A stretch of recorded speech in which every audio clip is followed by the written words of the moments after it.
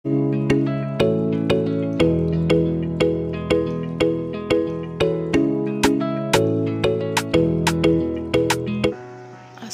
আলাইকুম। নতুন রান্নাঘর চ্যানেল থেকে সকলকে শুভেচ্ছা। আজ আমি করলা আলুর রেসিপি করে দেখাবো। তো এখানে আমি আমার পরিমাণ মতন আমি আলু করলা নিয়েছি, আপনারা আপনাদের পরিমাণ মতন নেবেন। তো দেখে নিন আমি কিভাবে তৈরি করছি। গ্যাসের মধ্যে প্যান বসিয়ে দিয়েছি। প্যান গরম হয়ে আসলে ওর মধ্যে আমি 3 চামচ পরিমাণ মতন সরষের তেল দিয়ে দিচ্ছি। এখানে আমি টুকরো করা করলাগুলো দিয়ে দিচ্ছি।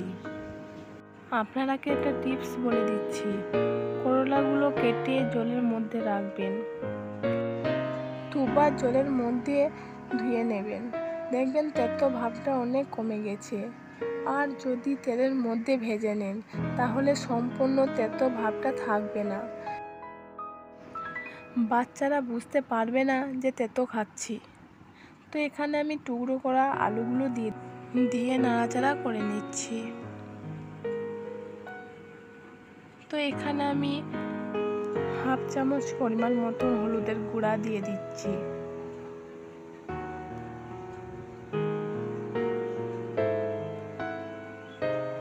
আর হাফ চামচ পরিমাণ মতন লবণ দিয়ে আমি ব্রাউন করে ভেজে নেব।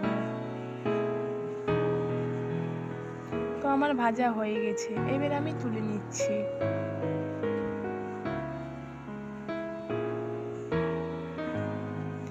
ওই প্যানের মধ্যে আমি 1 চামচ পরিমাণ মতন কালো জিরা দিয়ে দিচ্ছি।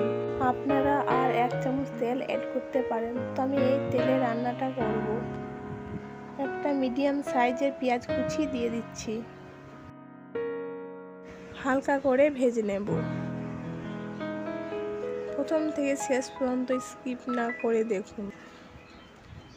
হাফ চামচ পরিমাণ মতন আদা পেস্ট, হাফ চামচ পরিমাণ মতন হলুদের গুঁড়া, হাফ চামচ পরিমাণ মতন মরিচের গুঁড়া, হাফ চামচ পরিমাণ মতন জিরে গুঁড়া, হাফ চামচ পরিমাণ মতন ধনিয়া গুঁড়া দিয়ে দিচ্ছি।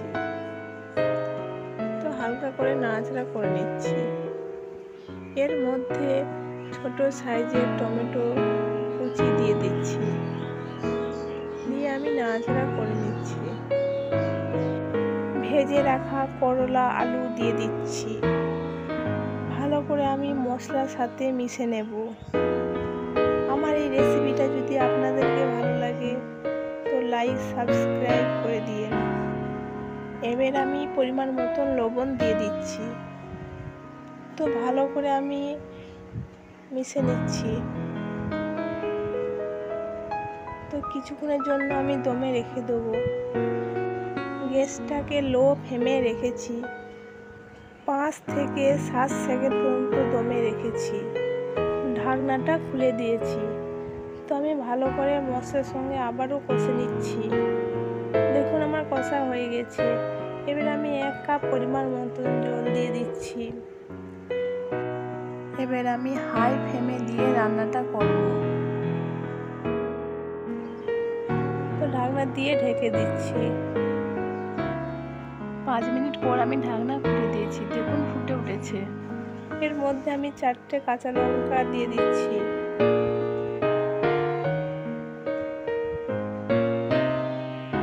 তো দেখুন আলুটা সেদ্ধ হয়ে গেছে।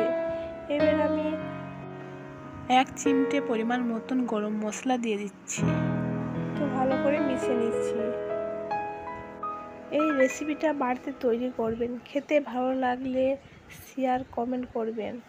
তো এবার আমি পরিবেশন করছি আলু করলার ঝোল, গরম গরম ভাতে ভালো জমে। আমার রেসিপিগুলো যদি আপনাদেরকে ভালো লাগে তো আমাকে এগিয়ে যেতে সাপোর্ট করবেন।